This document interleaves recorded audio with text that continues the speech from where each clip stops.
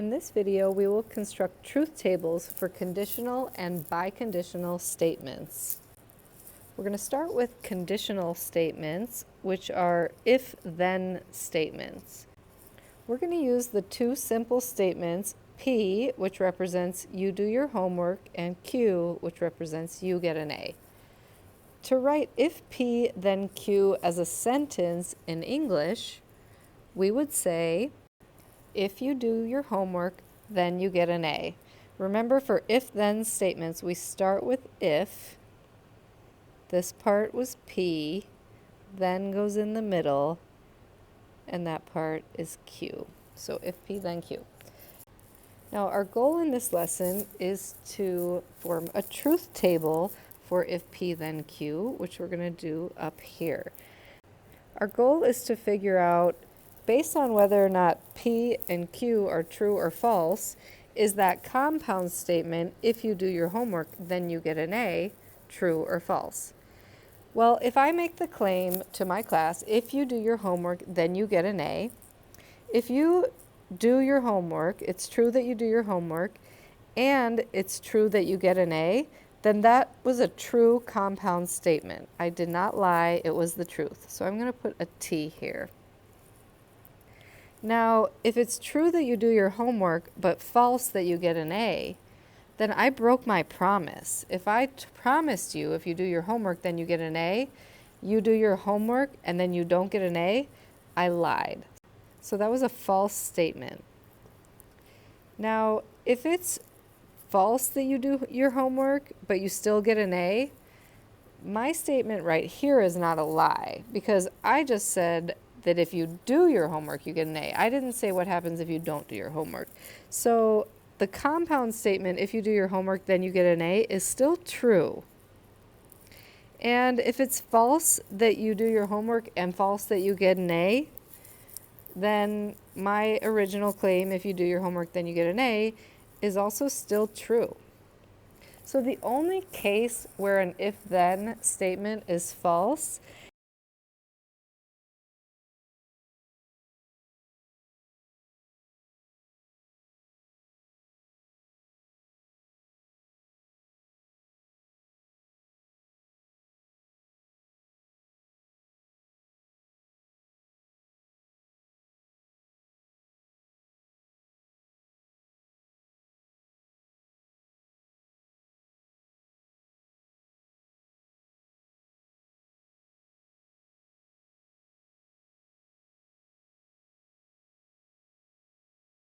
if Q then P would be if you get an A, that's Q, then you do your homework, that's P. So now we have a different order.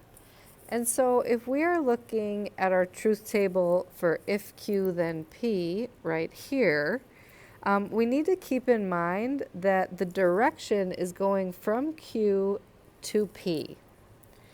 And if our rule is it's only false when the first part is true and the second part is false, this time that happens in the third row, right here, where in that direction from right to left, from Q to P, it goes from true to false. So that would be the case where if Q then P is false and it's true in all other cases. So we have to pay attention to the order of the letters for if-then statements. But to summarize the rule, a conditional is false only when the antecedent is true and the consequent is false. The antecedent is the first simple statement and the consequent is the second one. So if the first part is true and the second part is false, that's the only case where it's false. In all other cases, it's true. And I might write that rule a little more concisely in my notes. I might say only false if T switches to F, if that makes sense to you, or however you want to say that makes sense to you, but it's only false if the first part's true and the second part is false. The next part our last rule that we need to learn for truth tables is the rule for biconditional statements, which are if and only if statements. The biconditional statement, P, if and only if Q, actually means both if P then Q and if Q then P. So it goes in both directions, whereas a conditional statement just goes one way.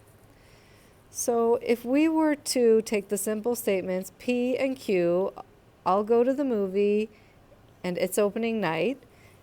If I were to write P if and only if Q, it would be I'll go to the movie if and only if it's opening night. That part was P, this part was Q. Now what this means is both if I go to the movie, then it's opening night, and if it's opening night, then I go to the movie. So it goes in both directions. Now, if both of our simple statements are true, it's true that I go to the movie and true that it's opening night, my compound statement, I'll go to the movie if and only if it's opening night, is a true statement. So I'm going to put true in this first row. If it's true that I go to the movie, but false that it's opening night, then my statement is not true. It's a false statement. If it's false that I go to the movie, so I don't go to the movie, but it is opening night, then again, this would be a false statement. If both are false, meaning I don't go to the movie and it's not opening night, then that's going to be a true statement. Because if one part is true, the other part should be true. If one part is false, the other part should be false. So to summarize that, a biconditional is true only when the statements have the same truth value. So if both P and Q are true, the biconditional is true. And if both P and Q are false, the biconditional is true. And I might say that or reword it a little simpler for my notes. I might say that biconditionals are true when they match. So both true or both false is going to be true. We have two new vocabulary terms in this section. One is a tautology, which is a compound statement that is always true or true in all cases. And you'll know when you have a tautology because at the end of your truth table, you will get 4 T's all in one column. And so if your truth table ends like that, it's a tautology. It's true in all cases. And then a self-contradiction is a compound statement that is always false or false in all cases. And in your truth table, you'll get 4 F's in the last column. In most or many cases, we get a mixture of trues and falses. But if you get all trues, it's a tautology. All falses will be a self-contradiction. Let's do an example. We're going to construct a truth table for this given statement. Whenever we make a truth table, we have to start with the little pieces and build up to the whole statement. So since in this one I do have squiggly Q right here, I'm going to do squiggly Q, or not Q is what we call that, as one of my columns. And then I'm going to do the inside of the parentheses, the if Q then P part. And then I'm going to need to negate that because of the negation in front of that. So I'm going to repeat that with the negation in the front.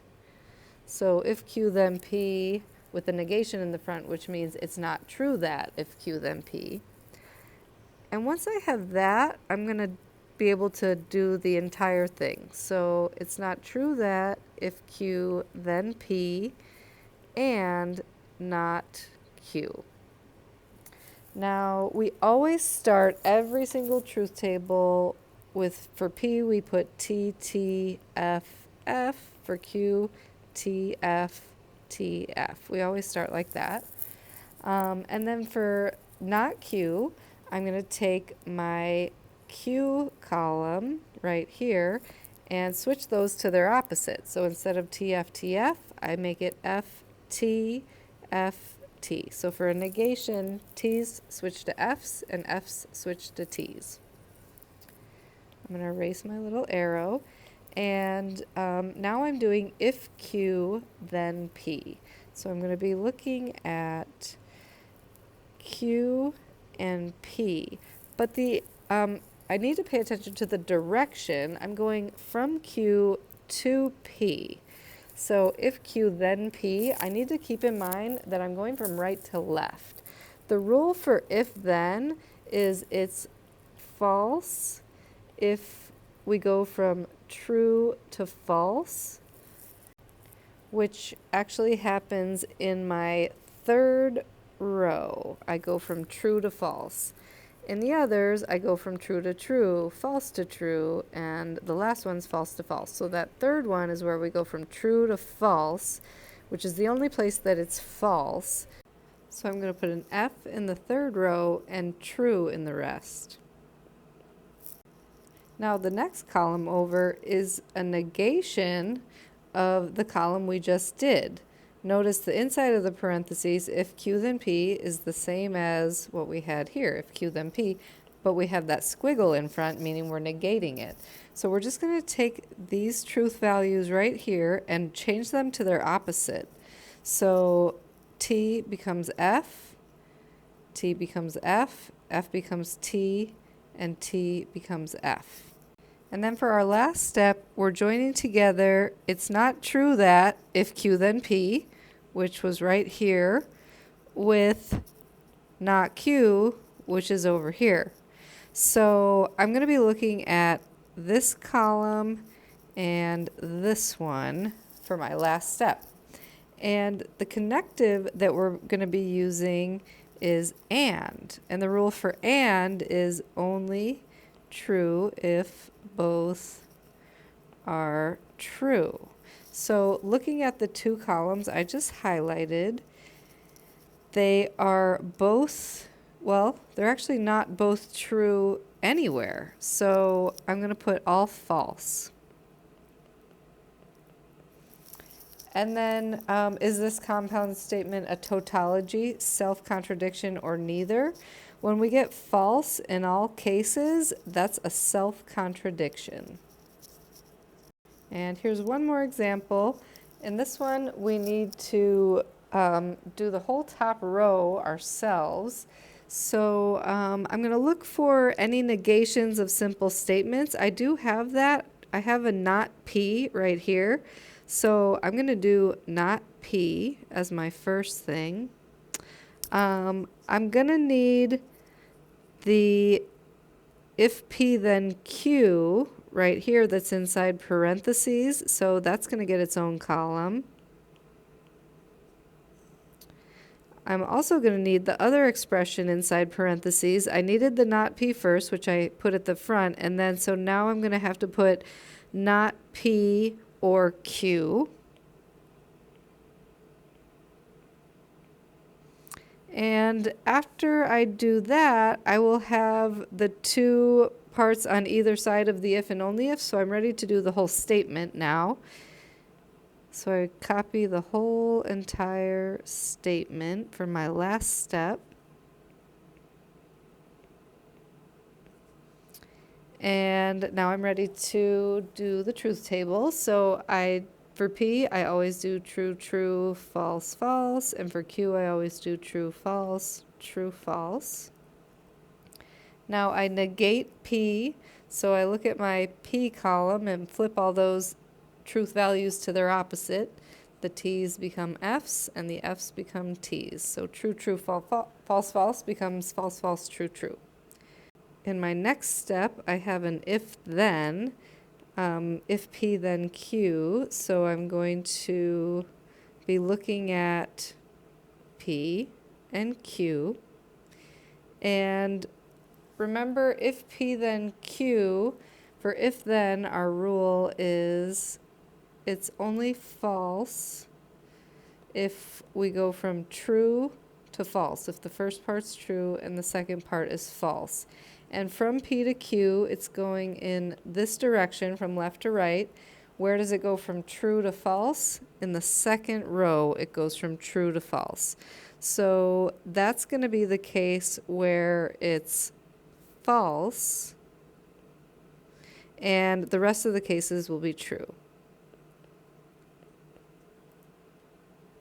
Now I'm going to erase everything extra that I wrote, just so it doesn't get in my way. And the next one, I'm doing not P or Q. So I'm going to be looking at my not P column and my Q column, and they're connected by or. And for or, it's only false if both are false.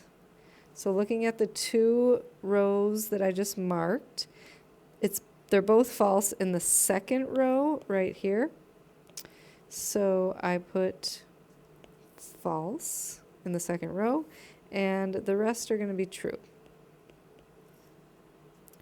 And then for my last step, I'm joining together this part, which is that, with this part, which is that. And so I'm going to be looking at these two columns, and the connective is if and only if. And the rule for if and only if, it's true if they match. So like two T's is going to be true, and two F's will also be true. Okay. Also, fun fact, equal signs in logic have 3 lines. Okay.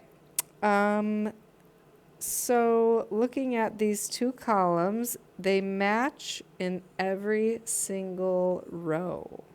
So they will all be true, which means that this is a tautology when we have true in all cases.